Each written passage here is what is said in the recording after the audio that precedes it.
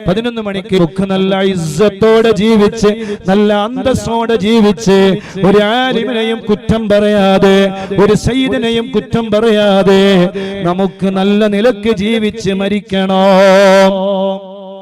അൽഹംദുലില്ലാഹ്, ഞാൻ ഇന്ന് ഇങ്ങോട്ട് വരുന്ന സമയത്ത് ഇന്ന് രാവിലെ 11 മണിക്ക് തൃശ്ശൂരിലെ ലുലു കൺവെൻഷൻ സെന്ററിൽ വെച്ച് നമ്മുടെ മലപ്പുറം ജില്ലയിലെ തിരൂരിനടുത്തുള്ള അല്ലൂർ കുഞ്ഞാവ് ഹാജി അദ്ദേഹത്തിന്റെ മകൻ ഡോക്ടർ മിർഷാദിന്റെ കല്യാണ പരിപാടിയിൽ പങ്കെടുത്തിട്ടാണ് വരുന്നത്. അൽഹംദുലില്ലാഹ്, പാണക്കാട് സാദാത്തുക്കളും ശൈഖുന സുൽത്താനുൽ ഉലമയും ധാരാളം ആലിമീങ്ങളും ഉസ്താദുമാരും ഒക്കെ പങ്കെടുത്ത വലിയൊരു പരിപാടിയാണ്. ആ പരിപാടിയുടെ പ്രിയപ്പെട്ട കുഞ്ഞാവ് ഹാജി, അല്ലാഹുവേ അദ്ദേഹത്തിന് നീ ആഫിയത്ത് കൊടുക്കണേ അല്ലാഹ്, ആരോഗ്യം നൽകണേ അല്ലാഹ്.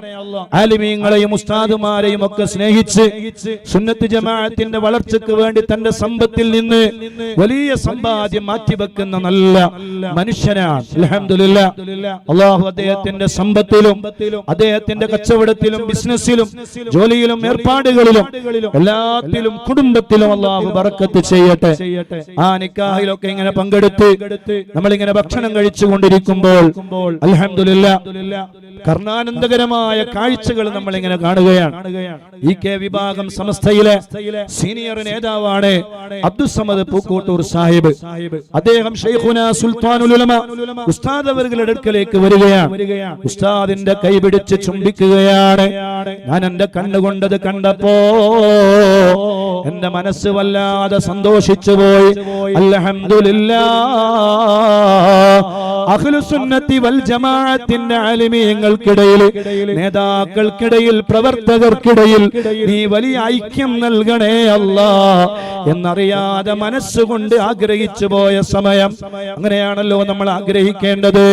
എല്ലാവരും നല്ലവരാണ്, എല്ലാവരും നല്ലതാണ് എന്ന് നമ്മൾ ചിന്തിക്കണം. നമ്മളും എല്ലാ ആലിമീങ്ങളെയും ബഹുമാനിക്കുന്നവരാണ്.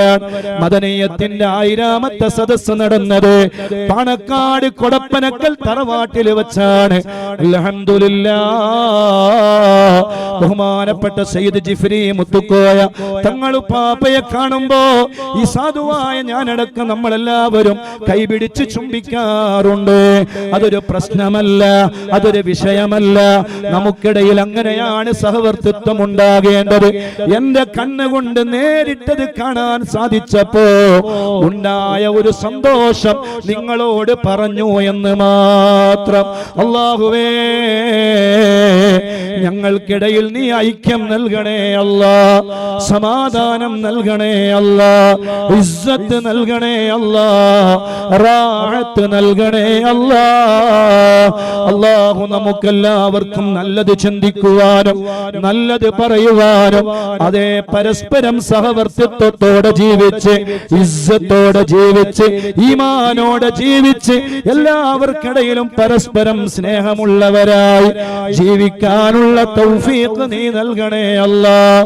അവര് പരസ്പരം സംസാരിക്കുന്നു, കുശലാന്വേഷണങ്ങൾ പറയുന്നു.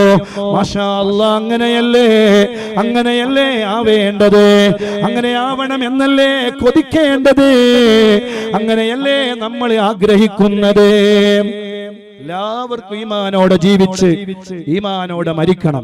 അതിന് പരസ്പരം ഫിത്നയും ഫസാദും പരസ്പരം ഗീബത്തും നമീമത്തും അങ്ങനെയൊക്കെ ആരെങ്കിലും എന്തെങ്കിലും പറഞ്ഞു പോയിട്ടുണ്ടെങ്കിൽ അതെല്ലാം കഴിഞ്ഞു പോയില്ലേ. മഹത്തായ നോളജ് സിറ്റി എന്ന് പറയുന്ന 125 ഏക്കറിൽ വിസ്തൃതിയിൽ വ്യാപൃതമായി കിടക്കുന്ന മഹത്തായ സ്ഥാപനം, ആ സ്ഥാപനം അവിടെ വരാതിരിക്കാൻ വേണ്ടി ലക്ഷക്കണക്കിന് രൂപ ചെലവഴിച്ചുകൊണ്ട് കേസ് കൊടുത്ത ആളുകളുണ്ട്. ഒരു വക്കീലാണ് അതിന് നേതൃത്വം നൽകിയത്.